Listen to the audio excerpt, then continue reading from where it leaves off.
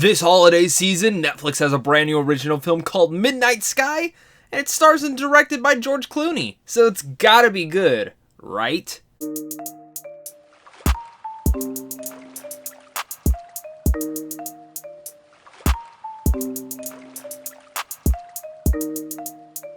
What's going on, buddy? Welcome back to a brand new movie review. My name is Zach, and if you guys enjoy early movie reviews, geeky content, or in general just love talking about every sort of thing in the entertainment space, then this YouTube channel is the way for you guys. So make sure to hit that like and subscribe button so you don't miss out on content like this over here on a daily basis, as well as comment down below and let me know your guys' thoughts. Are you guys excited for The Midnight Sky? Are you not? Let's discuss it all down there. Midnight Sky is a tale that follows Augustine, a lonely scientist in the Arctic, as he races to stop Sully and her fellow astronauts from returning home to a mysterious, destroyed world. Once again, this is directed by George Clooney, written by Lily Brooks Dalton and Mark L. Smith, and again, it stars the likes of George Clooney, Felicity Jones, David Oyelowo, Kyle Chandler, and many more. I was very interested in this, and in fact, every time George Clooney steps up to direct, I'm interested in what he can do. Now, here's the thing. He swings, and sometimes he misses as a director, in my opinion. And The Midnight Sky kind of continues that, sadly enough, because I liked this film. In fact, I thought it was fine.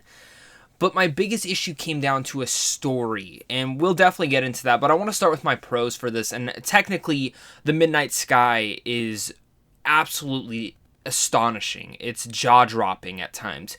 The sound and score are beyond level, and you know, I know this came in theaters beforehand, before going to Netflix on the 23rd, but kind of wish I would have seen this in the theaters. I think it would have been a completely different experience, especially with the sound and the score kind of going about. But even adding in, and the cinematography in here is like exquisite. The color palette here that the cinematographer was able to choose and that George Clooney was able to direct in here is honestly, again, astonishing, fascinating, and beautiful.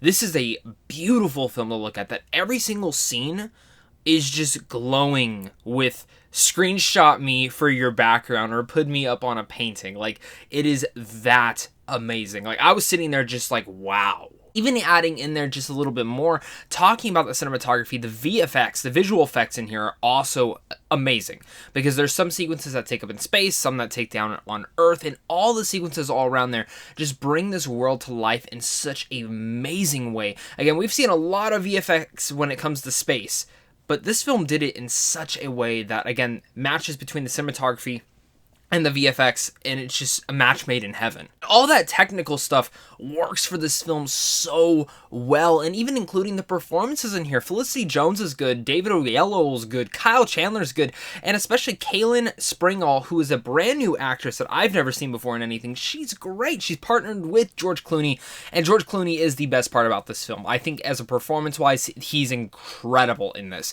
and I loved his performance. I loved what he was able to do. But that's where we kind of get down to the story, because again, that is my biggest issue with this film. This film should have and could have been better. And I get it's based off a book, but when you take this concept, maybe it works better in a book than it does a movie.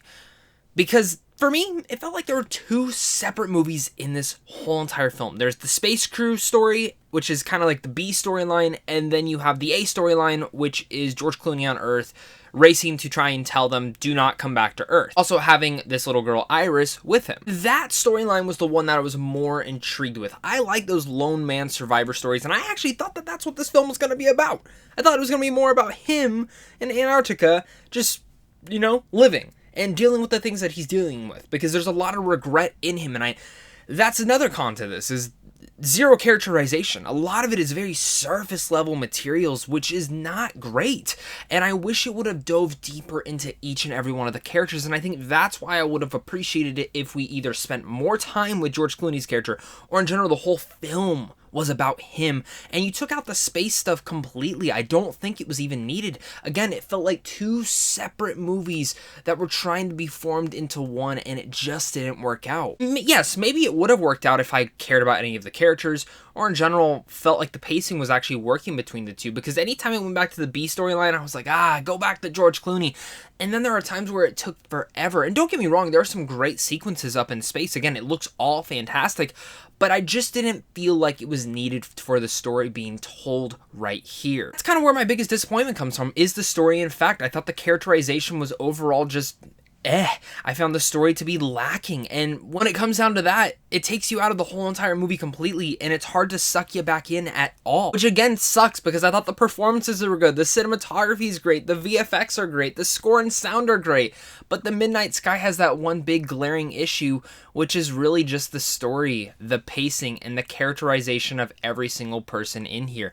I really do wish it would have just focused on George Clooney's character. I think that truly would have been the better grip to this, because, you know, it feels like he wanted to go more is better, but in fact, I think in this case, the less you do, the less you show, and the more subtle of a story you tell, would have been the stronger output for that. So with all that said, I'm going to give The Midnight Sky a C-. I really wanted to love this one, guys. Like, I really wanted to love this one, but I just couldn't get sucked into this film like it wanted me to. But let me know down below what your guys' thoughts are. Did you guys enjoy this film? Do you guys think I'm completely wrong, or do you agree with me? Let's discuss it all down there, guys. Make sure to hit that like and subscribe button on your way out, as well as head on over to Sandwich One Films on how to see films early. And of course, this is a big thing to you and a big thing to my Patreon supporters, because without you, I wouldn't be able to do this. Have a great rest of your guys' day. Have a happy holidays, and look forward to more videos coming soon. So of course, until next time, stay classy. Thank you.